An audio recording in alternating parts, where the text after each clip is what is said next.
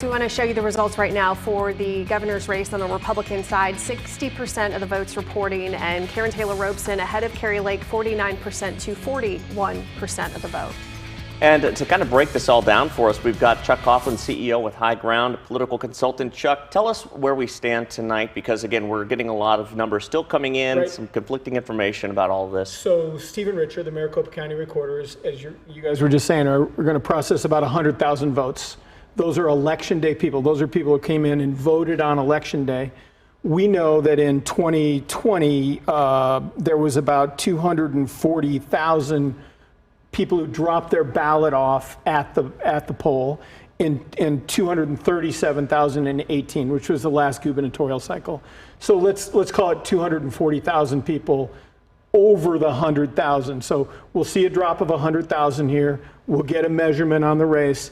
And then we're going to wait till Thursday to see probably what those, because they got to verify the signatures on them. They got to do all of the verifications to make sure those votes count.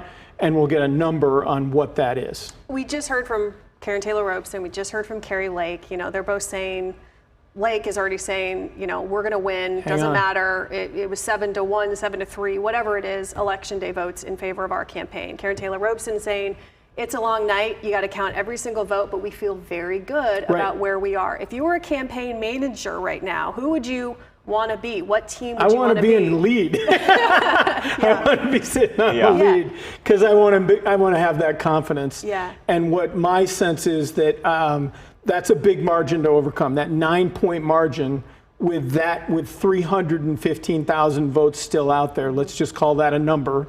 That's a pretty big margin to overcome. Yeah. And so I think I'd say I'd feel better if I was Karen. I wouldn't go away and lock up the bank and say go home, because Kari's right.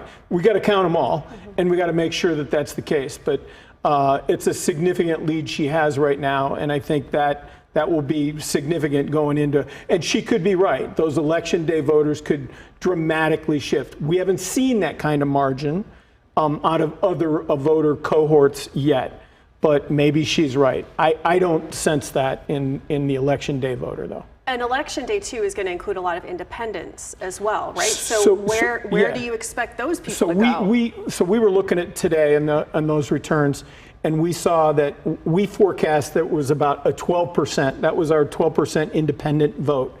It's at 20. So those 20%, that was a significant bump. We anticipate, in all the polling we've done, we've not seen those independent voters go towards a Trump candidate. They tend to file away from a Trump candidate. So you would think those votes would go, and in the polling that we did 2.5 weeks ago, we saw those cohorts going for Karen, both 2-1 if you're an independent and 3-1 if you were a party not designated. So you would think those types of margins amongst that cohort would hold, which would again make it more difficult to close that gap. Not impossible, but difficult. So to break it down, then you're expecting that maybe we won't have a finality to the governor's race, at least by maybe Wednesday or Thursday? I think Mr. Richard will give us numbers on Thursday. That's what I'm thinking, because he's going to have to verify all these ballots that were dropped off. That's not an easy thing to do. You got to verify the signatures. You got to verify it's the voter that received the ballot. You got to go through all those processes, and I think he'll do that, and I think we'll know sometime probably on Thursday. Okay.